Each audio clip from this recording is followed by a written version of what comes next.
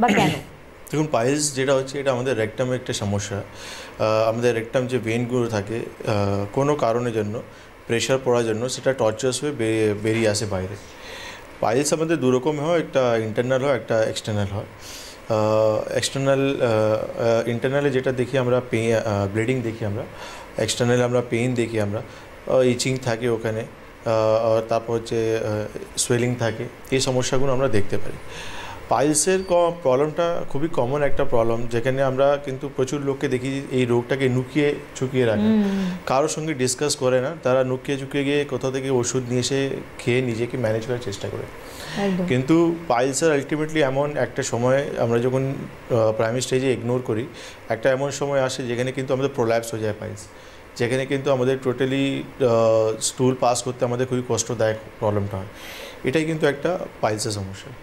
পাইলসের এই যে সমস্যায় আমরা যেটা আমিও বলছিলাম বা আপনিও বললেন যে মানুষ মানে অনেক সময় লজ্জায় বলতে চায় না, এবং সবথেকে বড় বিষয় যখন পরবর্তীকালে যদি ব্লিডিং পর্যায়ে পৌঁছে যায়, ব্লিডিং পাইলস হয়ে গেল, তখন গিয়ে হয়তো দেখছে যে নাগালের বাইরে চলে যাচ্ছে। বাট সবার আগে আমি জিজ্ঞাসা করবো যে পাইলসের সমস্যাটা আসে কেন, মানে হয় কেন? পাইলসের হওয়ার অনেক কিছু কারণ আছে।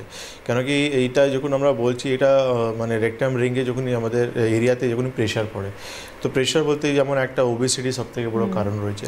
সেকেন্ড কারণ রয়েছে যারা বাথরুমে গিয়ে অনেক সময় পর্যন্ত বসে থাকে। থার্ড হচ্ছে যারা বাথরুমে গিয়ে প্রচুর প্রেশার দিয়ে বাথরুম করে। তারপর হচ্ছে প্রেগনেন্সি একটা কারণ হতে পারে। তারপর হচ্ছে কনস্টিপেশন একটা কারণ হতে পারে, অন অ্যান্ড অফ কনস্টিপেশন বা ডায়রিয়া একটা কারণ হতে পারে। এইসব কিছু কারণের জন্য কিন্তু, বা যারা কিন্তু রেগুলার বেসিসে হেভি ওয়েট তুলছে, তাদের কিন্তু হওয়ার একটা চান্সেস থাকে। তো এইসব কিছু কারণের জন্য কিন্তু আমাদের পাইলস হতে পারে। পাইলসের সমস্যার ক্ষেত্রে আমরা মানে আমি একটা কথা বলতে চাই, যাদের কনস্টিপেশনের সমস্যা বা যাদের লুজ টুলের প্রবলেম রয়েছে, বেসিক্যালি আমরা ওরাল মেডিকেশনের উপর প্রথমেই যাই। আমরা কনস্টিপেশনের ক্ষেত্রে আমরা পার্গেটিভ ল্যাক্সেটিভের উপর লাইফ নিয়ে এগিয়ে নিয়ে যাই, এবং এইটা যে কন্টিনিউয়েশন অফ দিস প্রসিডিয়ার, এটা আগামী দিনের জন্য কি পাইলসকে ওয়েলকাম করতে পারে? কন্টিনিউয়াসলি আমরা ল্যাক্সেটিভ অ্যান্ড পার্গেটিভ খাচ্ছি। নিশ্চয়ই আপনি লো ডায়েট ফাইবার যখনই আপনি নেবেন, ন্যাচুরালি এটাও একটা কারণ পাইলসে। যারা কিন্তু খাওয়া দাওয়া যাদের ভেজিটেবলস কম খাচ্ছে বা ফ্রুটস কম নিচ্ছে, ফাইবার্স খুবই কম নিচ্ছে, তাদের আলটিমেটলি কনস্টিপেশন হওয়ার চান্স থাকে। তো সেখান থেকে একটা সময় পর অর্শো টার্ন করেই যায়। কেন কি কনস্টিপেশন মানে হচ্ছে হার্ড স্টুল, যখনই ওই জায়গা থেকে আপনার পাস হচ্ছে, তো আলটিমেটলি যে ভেইনগুলো আছে তারপর কিন্তু প্রেশার ক্রিয়েট করছে। অনেক সময় আমাদের ফিশারও হয়ে যায়, রেকটাম রিং ফেটে যায়, কিন্তু বাল্ক স্টুল পাস হওয়ার জন্য অনেক সময় আমরা প্রেশার দিয়ে স্টুল যখন করি তখনও কিন্তু এই প্রবলেমটা হয়ে যায়। তো কনস্টিপেশন লো ডায়েট ফাইবার নেওয়ার জন্য কিন্তু একটা কারণ হতে। এবার এখান থেকে নর্মালি আমরা যখন পাইলস হয়ে যাচ্ছে, তখন অন্যপ্যাথির ক্ষেত্রে আমরা দেখি অপারেশন, এবং ঠিক আছে, একটা মানুষ অপারেশন করছেন কারণ সে আবার নর্মাল লাইফে ফিরবে, ডেফিনেট করেই তার জন্যই করেন।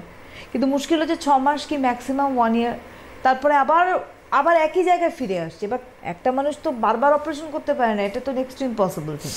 না, দু ধরনের পেশেন্ট হয়। এক পেশেন্ট হয় যারা কিন্তু উইদাউট মানে পাইলসকে ওষুধের মারফতেই কিন্তু নিজেকে ঠিক করার জন্য প্রচুর টাকা নষ্ট করে ফেলে। কেন কি যে গ্রোথটা হয়ে গেছে সেটা কিন্তু আপনাকে যেভাবে হয় ক্লিয়ার করতে হবে। তো অনেক পেশেন্ট আছে যারা কিন্তু বাজার থেকে ওষুধ বা রাস্তা থেকে ওষুধ বা ফিজিশিয়ান থেকে এই ওষুধ নিয়ে এসে খেয়ে যাচ্ছে, যে আমার ওষুধ খেলে আমার প্রবলেমটা সলভ হয়ে যাবে। কিন্তু কিছু হয় না, ওষুধ খেলে শুধু স্টুলটাই ক্লিয়ার হয়, বাকি অর্শ যেখানে আছে সেখানে রয়ে যায়। আর যারা অপারেশন মডার্ন প্যাথিতে করে ফেলে তাদের কিন্তু রিকার হওয়ার অনেক সময় চান্সেস থাকে, আর আমরা দেখেইছি।